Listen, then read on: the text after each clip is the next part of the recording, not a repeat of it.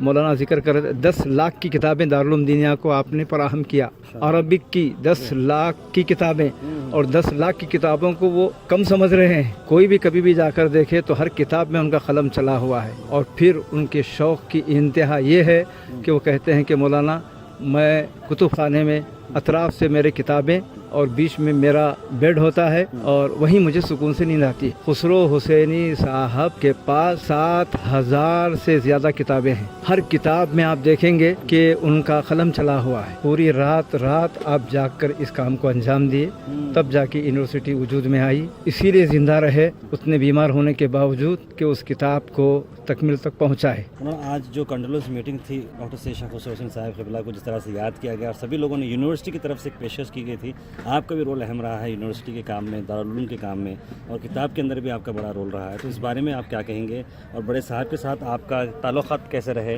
کچھ یادیں آپ بتائیے۔ بہرحال حضرت سید شاہ گیس دراز خسرو حسینی رحمۃ اللہ علیہ کی شخصیت کے بارے میں میں اگر 2 لفظ میں بولنا ہو تو اس طرح بول سکتا ہوں کہ ان کے اندر جو سمجھ بوجھ، جو دماغ ان کا تھا، وہ عام لوگوں کی طرح نہیں تھا۔ ان کا ذہن، ان کی فکر، ان کا دماغ، یقیناً اللہ ایسے لوگوں کو پیدا کرتا ہے، کوئی چیزیں ان کو نہیں بناتی بلکہ اللہ تعالیٰ ایسے لوگوں کو پیدا کرتا ہے۔ اور یقیناً آپ کا سب سے بڑا جو عنصر تھا آپ کے اندر وہ تھا عشق رسول، اور کوٹ کوٹ کر اللہ نے ان کے دل و دماغ میں بھر دیا تھا، اور ہمیشہ وہ حضور پاک علیہ الصلاۃ والسلام کی محبت میں زندگی بسر کرتے تھے۔ بندہ نواز کے سدراز رحمۃ اللہ علیہ کی تعلیمات کو ہمیشہ پیش نظر رکھتے تھے، اور بندہ نوازی کا جو خطاب بندہ نواز کو ملا، اور اسی کے سائے میں آپ لوگ خدمت خلق کا بیڑا اٹھائے۔ آپ کے والد بزرگوار حضرت سید شاہ محمد الحسینی رحمۃ اللہ علیہ نے جس کام کو لے کر اٹھے، اس کام کو انجام تک پہنچانے کے لیے حضرت ڈاکٹر خسرو حسینی صاحب نے شب و روز، یہ میں جو لفظ کہہ رہا ہوں اس میں مبالغہ نہیں ہے، پوری رات آپ جاگ کر اس کام کو انجام دیے، تب جا کے یونیورسٹی وجود میں آئی۔ کبھی کبھی بلکہ اکثر ایسا ہوتا تھا کہ آپ صبح 8، 9، 10 بجے سویا کرتے تھے، یعنی رات بھر فائلوں کو دیکھنا، انتظامات کرنا، منصوبہ سازی کرنا، بیٹھ کر دراصل رات میں آپ کی خاص آفس چلتی، گویا ایسا تھا کہ گھر میں بیٹھ کر آپ یہ کام کیا کرتے تھے۔ اور ساتھ میں تقریباً 18 سال کا عرصہ میں حضرت کے ساتھ رہا، اور رات میں تقریباً 2 بجے تک حضرت بیٹھتے اور میں حضرت کے ساتھ رہتا، اور جب ٹائم دیکھتا 2 بج گئے ہیں، آپ چلیے مولانا میرے کو اور کام ہے، تو پھر دوسرے دن معلوم ہوتا، جب میں پوچھتا آپ کب آرام کرے تو فرماتے کہ صبح 10 بج گئے مولانا پورا کام کرنے تک۔ تو اس طرح سے آپ شب و روز کام کر کے اس کتاب کو بھی پائے تکمیل کو پہنچائے، جیسا کہ آپ سنتے رہے پروگرام میں کہ حضرت قبلہ آخری دم تک، بلکہ آپ اسی لیے زندہ رہے اتنے بیمار ہونے کے باوجود کہ اس کتاب کو تکمیل تک پہنچائے۔ اور یقینی بات یہ ہے کہ اس کتاب کی تکمیل کے بعد ہی آپ آنکھ بند کرنا شروع کیا، اور کسی چیز کو دیکھنے میں ان کو مزہ بھی نہیں آیا، اور یہاں تک کہ آپ عشق رسول کے اس درجے پر فائز ہوئے کہ آخری وقت، جیسا کہ میں نے کہا اپنی تقریر میں، کہ قصید بردہ شریف حضور پاک علیہ الصلاۃ والسلام کی بارگاہ میں جو حضرت امام بوصری رحمۃ اللہ علیہ نے خود حضور بوصری رحمۃ اللہ علیہ کے پاس تشریف لا کر ان کا قصیدہ سنے تھے، اور ان کے اس مرض میں اس وجہ سے شفا بھی ملی تھی کہ سرکار نے ان کے جسم پر اپنے دست مبارک کو پھیرا تھا، دست شفا کو پھیرا تھا، اور چادر مبارک بھی ان کو سرکار نے بطور ہدیہ و انعام عطا فرمایا تھا، جو خواب کے بعد آپ کا جسم بھی تندرست ہوا تھا اور وہ چادر بھی تھی، اسی لیے اس کو قصید بردہ کہتے ہیں، یعنی چادر والا قصیدہ، اور اس کو سننے کے بعد ہی آپ وفات پائے۔ تو بہرحال عشق رسول کے اعلیٰ مقام پر آپ کو اللہ نے فائز فرمایا تھا۔ ہم سب دعا کرتے ہیں کہ اللہ تعالیٰ اس طرح سے ہم کو زندگی بسرنے کی توفیق عطا فرمائے، بسر کرنے کی توفیق عطا فرمائے کہ جس طرح خسرو حسینی صاحب نے خدمت خلق، جو کہ ان کی ایک خاص عبادت تھی، اور ساتھ میں عشق رسول، اللہ ہم تمام کو عطا فرمائے۔ جو سن رہے ہیں وہ سب شاید تڑپ جائیں گے کہ ان کا خاتمہ کس طرح سے ہوا، یعنی آخری خاتمے کے جو हालात थे वो यही थे कि क़सीद बुर्दा के समाअत के बाद ही आपकी वफ़ात हुई। अल्लाह ताला हम तमाम को भी ऐसा वक्त अता फरमाए। व सल्लल्लाहु ताला वसल्लम अला खैरि खल्क़िही सय्यिदना मुहम्मद व आलिहि व अस्हाबिही अजमाइन वल्हम्दुलिल्लाहि रब्बिल आलमीन। एक और क्वेश्चन मैं ये इसलिए करना चाह रहा हूँ कि नौजवानों को आज एक बहुत बड़ा सबक लेना ज़रूरी, ख़ास तौर पे जैसे कि किताब की मिसाल दीजिए आप कि नौजवान मतलब बहुत आसान ले लेते हैं, मेरे किताब क्या है, आज का कंप्यूटर का ज़माना है, वहाँ से यहाँ से इन्फॉर्मेशन मिलती है, ऐसे में क्या होता है। तो वो नौजवानों को बताइए कि किताब की अहमियत क्या है, और साहिब क़िबला ने इस पर जैसे आपने वक्त बताया, नौजवानों को एक सीख के लिए क्या बोलेंगे? यही नौजवान आज हम देख रहे हैं, खैर ये बोलना मुझे अच्छा नहीं लगता किसी के भी ताल्लुक़ से, मगर ये है कि सब तो ऐसे नहीं है। कुछ नौजवान, मैं ख़ुद साहब के घर से जब निकल कर उधर दरगाह की तरफ से गुज़रते हुए जब मैं घर पहुंचता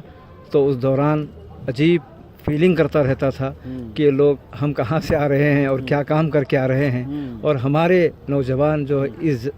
जगह ठहर कर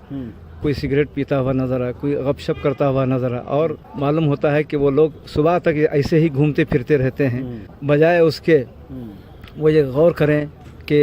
हज़रत खुसरो हुसैनी साहब आज, चूँकि उनको क्या मालूम था कि हम खुसरो हुसैनी साहब क्या कर रहे हैं, वो तो ये समझ रहे होंगे कि वो अपने ड्योढ़ी में आराम कर रहे हैं। नहीं, वो तो हर वक्त काम में रहे और काम ही उनका नस्बुल ऐन रहा, और बेकार की बातें कभी उनसे मैंने सुनी नहीं। और जब कोई बात उन तक पहुंचती कि लोग ऐसा आपको कह रहे हैं, वैसा कह रहे हैं, तो आप ये कह के उड़ा देते कि भाई लोगों को वक्त है, मेरे पास वक्त नहीं है, अब वो करने दीजिए, मुझे मेरा काम करने दीजिए। तो यही वजह है कि आज वो इतना बड़ा काम दुनिया के सामने छोड़कर गए हैं। और एक बात मैं इस सिलसिले में ज़रूर कहूँगा कि हमारे नौजवान, बल्कि हम सब उसमें शरीक हैं, हमारे सब के लिए, उलमा के लिए, आवाम के लिए, स्टूडेंट्स के लिए, नौजवानों के लिए, हर घर में रहने वाले बसने वाले लोगों के लिए, जैसा पहले किताब बीनी हुआ करती थी, किताब देखा करते थे, किताब पढ़ा करते थे और लोगों को सुनाया करते थे, मुताले का जो भी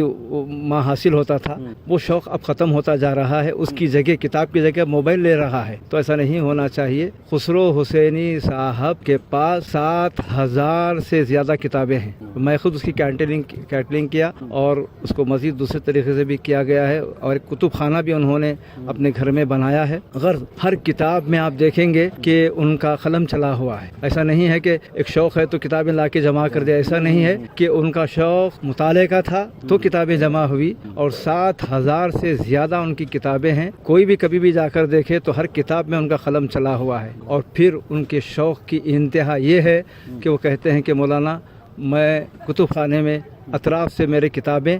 और बीच में मेरा बेड होता है, और वहीं मुझे सुकून से नींद आती है। तो ये जो शौक़ है, ये हम सब में आना चाहिए, उलमा में आना चाहिए, आम लोगों में आना चाहिए, ये ख़ास तौर पर नौजवान नस्ल में आना चाहिए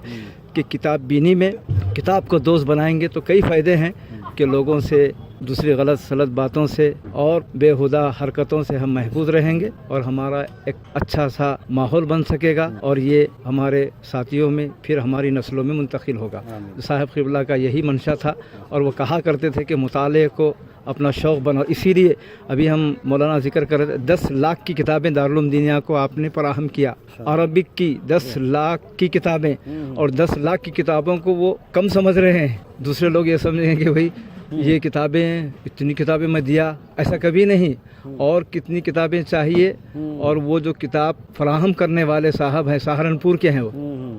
और उनसे हमारे राब्ते करवाए,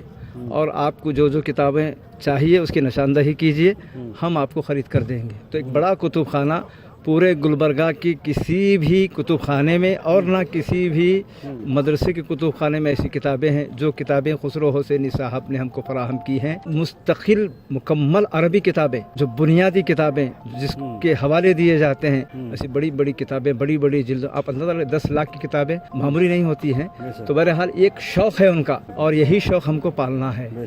तो आपके सवाल का शायद जवाब मुकम्मल हो रहा है। बहुत। और ताहिर साहब की भी बड़ी हज़रत ने बड़े खुश हुआ करते थे ताहिर साहब से भी, कि बहुत अच्छा बच्चा है, और हमेशा आप उनके साहिबजादगान से लगे हुए थे। ख़ुद साहिब क़िबला भी बहुत चाहते थे, और इंशाल्लाह आपके इस गोहाश जो चैनल है आपका, इंशाल्लाह वो दुआओं की वजह से और परवान चढ़ सकता है इंशाल्लाह।